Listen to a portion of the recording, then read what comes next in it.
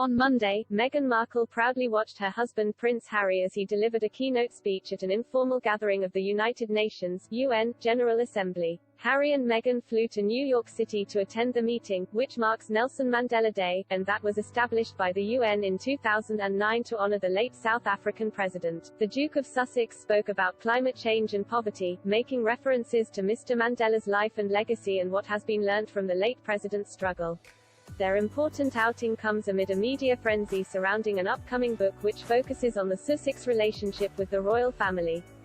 Tom Bower is the author of Revenge, Meghan, Harry and the War Between the Windsors, a bombshell biography which chronicles the breakdown of relations between the Duke and Duchess and the Royal House of Windsor. However, it is not just tension among family members that Mr. Bower has delved into, as the investigative journalist also revealed that Meghan faced struggles when meeting the prince's friends. In a serialization in The Times, Mr. Bower details a weekend get-together Harry threw to introduce his new girlfriend to his old friends.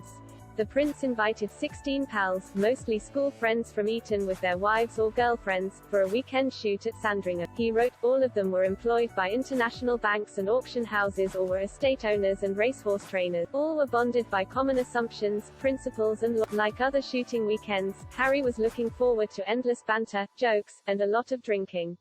He had not anticipated Meghan's the jokes involving sexism, feminism and transgender people ricocheted around the living rooms and dining room. Without hesitation, Meghan challenged every guest whose conversation contravened her values. According to some of Harry's friends, again and again she reprimanded him about the slightest inappropriate nuance. Nobody was exempt. Harry's world would not be her world. Mr. Bower went on to say that some of Harry's friends questioned Meghan's wokery.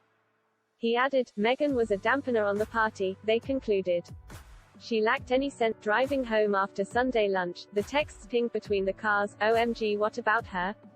Said one, Harry must be F***ing. Meghan and Harry started dating in July 2016 having been set up on a blind date by a mutual friend. The pair are said to have immediately clicked and embarked on a whirlwind courtship throughout the summer. In an interview with James Corden on his late-night TV show in February 2021, the Duke recalled how serious the pair got within their first 2 months of dating. Harry told the host, the second date I was starting to think, this is pretty special. Dating with me, or with any member of the royal family I guess, is kind of flipped upside down. All the dates become dinners or watching the TV or chatting at home. And then eventually, once you become a couple you venture out to dinners, to the cinema, and everything else. So, everything was done back to front. He added, there were no distractions, and that was great, that was an amazing thing.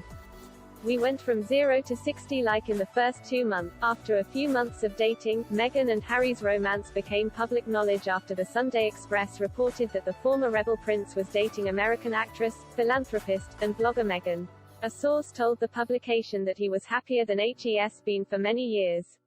By November 2017, Meghan and Harry were engaged, and in May 2018, the world watched the new royal couple make it official in a spectacular wedding ceremony at St. George's Chapel in Windsor. According to royal author Omid Scobie, a number of his old friends didn't make the cut for his and Meghan's evening wedding reception, namely the prince's Eton chum Tom Inskip, who reportedly told friends Meghan has changed Harry too much and concluded that we've lost him. Writing in Finding Freedom, Mr. Scobie and co-author Carolyn Durand said, notably absent were Skippy, Harry's old friend, who had questioned the prince's relationship with Meghan, and his wife, Lara. They were invited to the wedding ceremony and lunchtime reception but didn't make the cut for the evening bash. The authors added, many of Harry's old friends said that the evening guest list was the prince and his bride's way of saying, these are the people we want in our lives moving forward. Meghan and Harry relocated to the US in 2020 following their shock exit from the firm. They now reside in Montecito, California with their 2 children, 3-year-old Archie Harrison and 1-year-old Lilibet Diana. The family returned to the UK together for the first time last month to mark the Queen's Platinum Jubilee. Revenge, Meghan, Harry and the War Between the Windsors by Tom Bower will be published by Blink Publishing on July 21.